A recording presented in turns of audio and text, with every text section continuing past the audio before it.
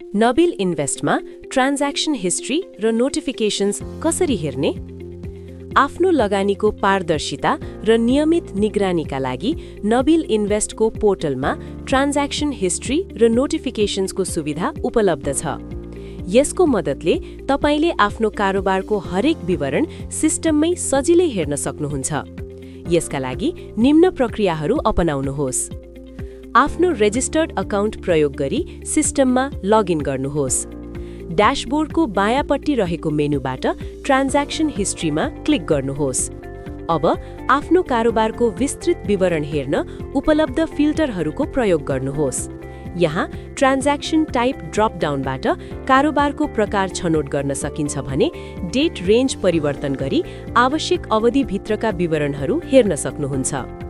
BOID र scheme पहिले नै चयन गरिएको हुन्छ, जसलाई आवश्यकता अनुसार परिवर्तन गर्न सकिन्छ।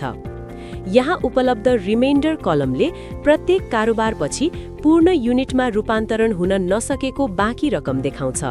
त्यस्तै ब्यालेन्स रिमाइन्डर कलमले अहिलेसम्म जम्मा भएको कुल बाँकी रकम देखाउँछ। यो रकम समयसँगै थपिँदै गई पछि थप पूर्ण युनिटहरू प्राप्त गर्न प्रयोग हुन्छ।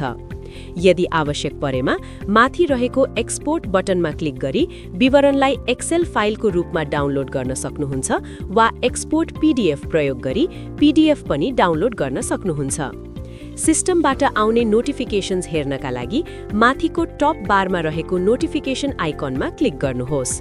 यहाँबाट तपाईले आफ्नो भुक्तानी वा अन्य अनुरोधहरूको पछिल्लो अवस्थाबारे जानकारी पाउन सक्नुहुन्छ। थप जानकारीको लागि नबिल इन्भेस्टमा सम्पर्क गर्नुहोस्।